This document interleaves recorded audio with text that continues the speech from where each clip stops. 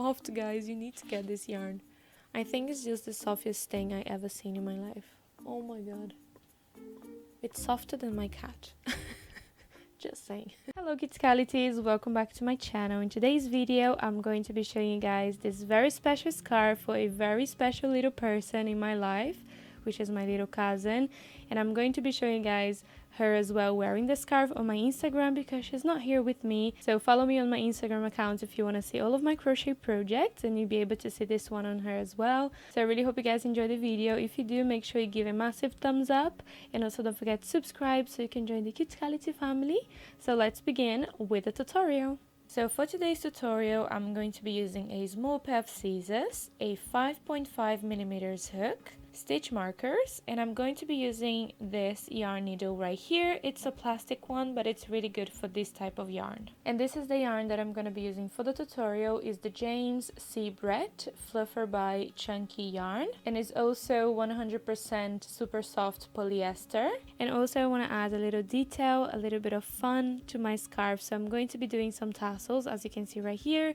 So for the tassels, I'm going to be using the gray, the pink, and the white, but you can decide any colors that you want. Even the same yarn as the project, but this one is a little bit delicate, so I would recommend you guys just doing with normal acrylic yarn. And when I was choosing the yarn to create this scarf for my little cousin, I wanted something very soft, and this one was the perfect one, but I didn't think that it would be quite hard to find the stitch when I was using this, because I wanted to create a very easy one. But then I couldn't find the stitches, so I was like, what can I do now? And then I decided to create a granny square, which is much easier to find the stitches, and you don't have to kind of look for the stitches.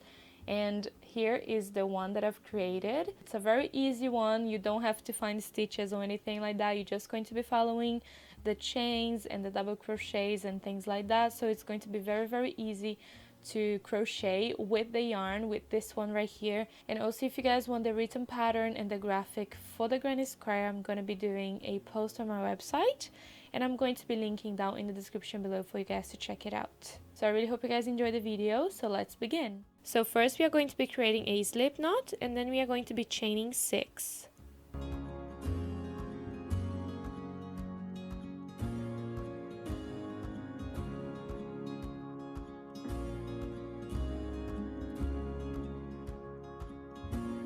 So now we are going to go back to the very first stitch and creating a slip stitch. So now we are going to be chaining 6.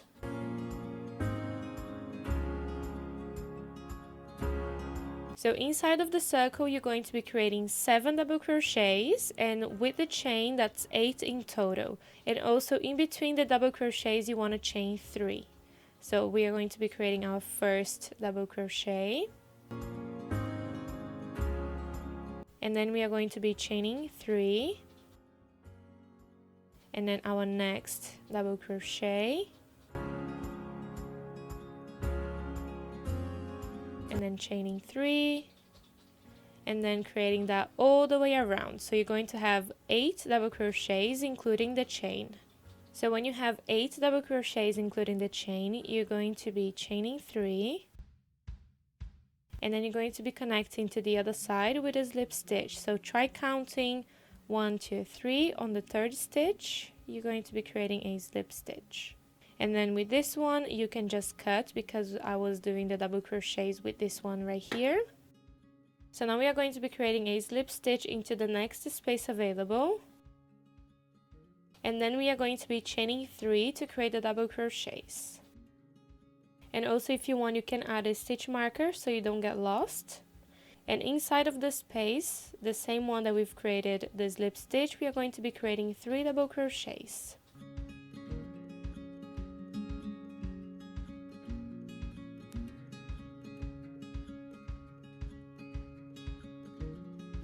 And then we are going to be chaining 2.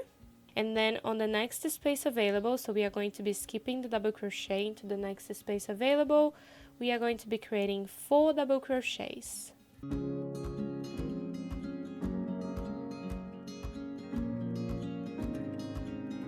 And then you're going to be chaining 2, and then into the next space available, you're going to be creating 4 double crochets, and then you're just going to be repeating the same all the way around into every stitch available. So I'm here into my last space available.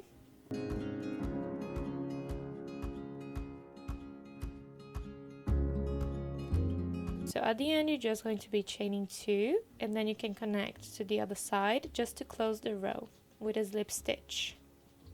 So now you're going to be chaining 5,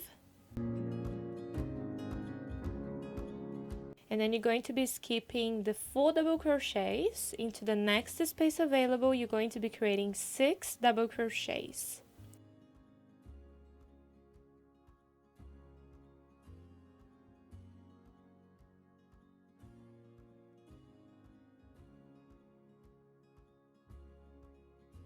And then you're going to be chaining 2, skipping the 4 double crochets into the space available. You're going to be creating 6 double crochets again, and then you're just going to be repeating the same all the way around. So chaining 2 and then 6 double crochets into the next space available.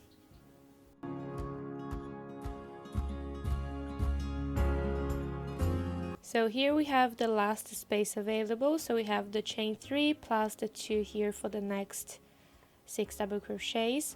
So you're going to be chaining 2, and then you're going to go into the last space available, and then you're going to be creating 5 double crochets, as we have here the chain at the beginning, and that counts as the last double crochet, which is number 6. So you're going to be creating 5 double crochets.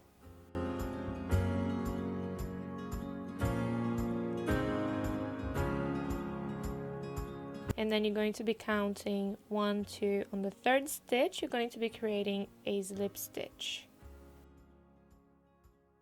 So this is how it looks like so far. So now we are going to be creating the last row, which is basically with the square all the way around.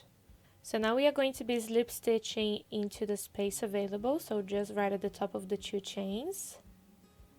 Just create a slip stitch. And then you're going to be chaining 1 to start the row, and then single crochet into the same space. And I like to put a stitch marker right here because it's not very noticeable when you at the end. So I'm just going to be adding a stitch marker here on the single crochet, so we can basically slip stitch at the end. So now you're going to be chaining 3.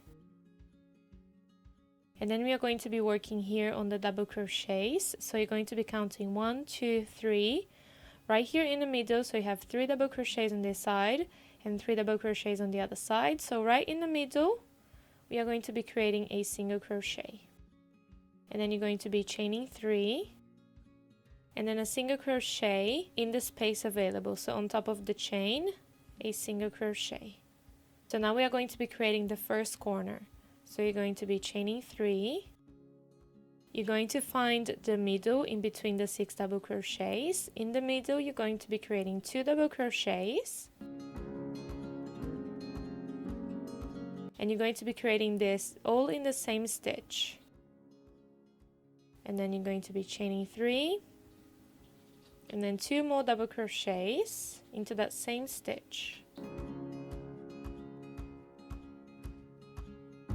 You can see the square already forming right here. So you're going to be chaining 3. In the space here, on the next space available, a single crochet, chain 3. In between the double crochets, a single crochet, chain 3. In the next space available, a single crochet. So you're going to be chaining 3 and creating the next corner. And right here we are going to be doing 2 double crochets, chaining 3, and 2 more double crochets into that same stitch. And then you're just going to be creating the same pattern all the way around. So chain 3, in the next space available a single crochet, chain 3, in between the double crochets a single crochet,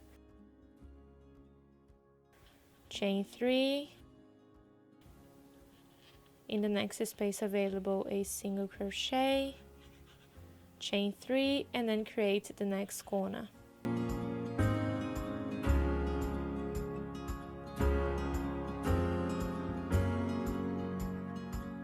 And then you can just repeat the same until you reach the stitch marker.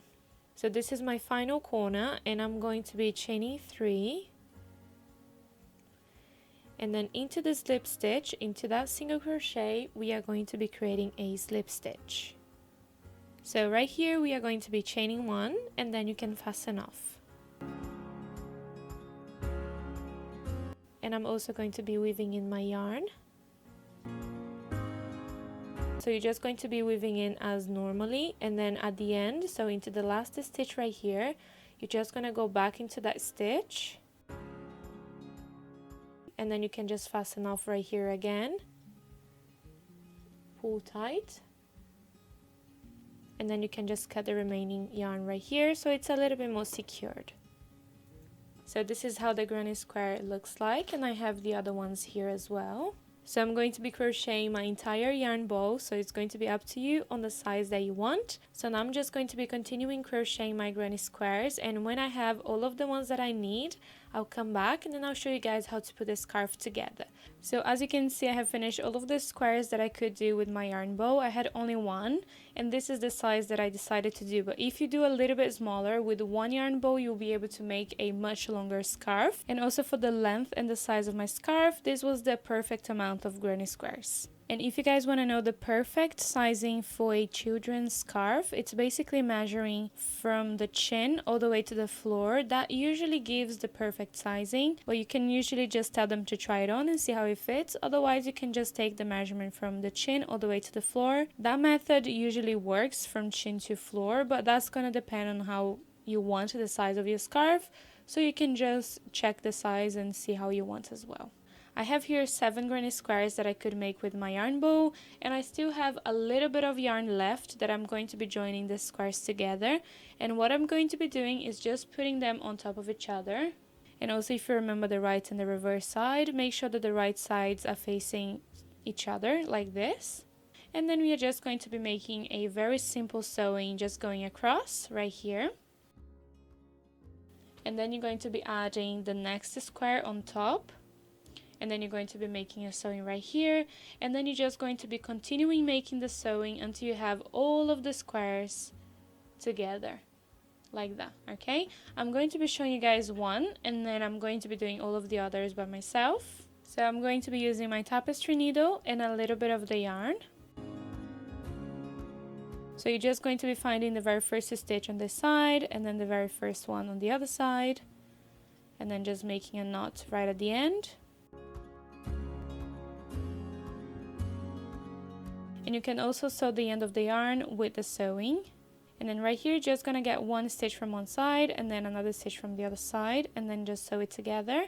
And then you're just going to be doing that all the way down. It's a very simple sewing. So just grab 2 stitches and sew them together.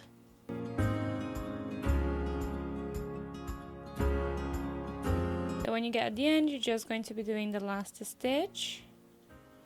You can just fasten off and weave in the yarn.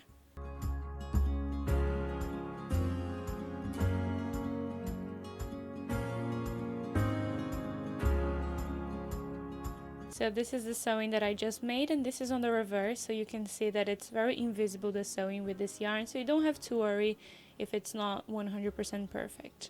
And if you guys want, you can just place a stitch marker on this side so you know where is the reverse, because it's very similar, okay, on both sides. So just so you keep on track which one is the reverse and the right side, just place a stitch marker on the reverse. So you're going to be turning on the right side. So now you can just continue doing with all of the granny squares, and then when I'm back, I'll show you guys what I'm going to be doing next. So this is how it looks like when you finish sewing all of the squares together. And for the end of the scarf, that's going to be up to you if you want to add something. I decided to add some tassels, so I'll show you guys how I'm going to be creating them, and then I'll show you guys also how many I'm gonna do. And if you want, you can just keep like this, but I decided to add a little detail so it looks more like a scarf. And for kids, I think this is a little bit more fun than just having nothing. So that's going to be up to you how you want to change and kind of like decorate your scarf. And to create the tassels, you can decide on the color, but I wanted to have the same colors as the scarf. So I have here the gray, the white, and the pink. And I'm going to be using a small notebook. This one is a hardcover one, and it's very easy to create the tassels if you have something like this. And if you guys want to know the size for the book, this one is 15 centimeters, as you can see. So I have here the pink, the white, and the gray. And then you just want to hold it like this at the end. And you're just going to be going around the book.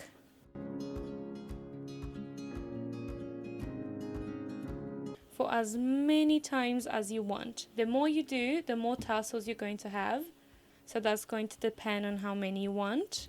I'm going to be doing around 12 on each. I'm not counting, I'm just going around the book, and then I'm counting after. I'm going to show you guys how I'm going to do.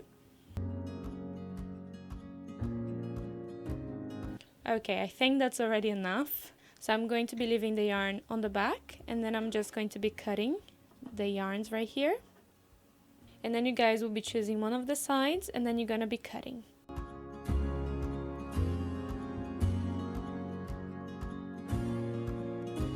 So my scarf here at the moment is on the reverse. As you can see, this is the reverse right here. So I'm going to be counting 12 pieces of yarn, and then I'm going to be creating my tassel.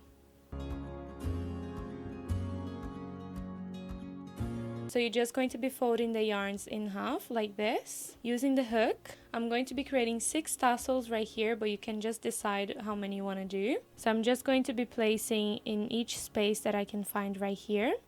So I'm just going to be choosing one, grabbing the yarns, and then moving to the front through the space. So I'm just going to be creating a loop here with my 2 fingers and just pass the ends of the yarn through the loop. And then you can pull tight. And that's it. That's how you create the tassel. And then you can do for all of the other spaces available. I'm going to be doing 6 as I told you guys. So you can just finish that, and then I'll be back to show you guys how it looks like. So this is the final result. I really hope you guys enjoyed, and adding the tassels just gave that final touch that I really love. And also you guys can give this to any special little person that you have in your life. I'm gonna give to my special one. She's not here at the moment, but I promise you guys that I'm gonna be posting a picture of her with a scarf so you guys can see how it looks like on her. On me it's gonna look a little bit small, but you guys will be able to see how it looks like anyway in the video. So I really hope you guys enjoyed the video. If you did, make sure you give a massive thumbs up, and also don't forget to subscribe so you can join the Cutiecality family. So I see you guys soon on my next video. Bye bye.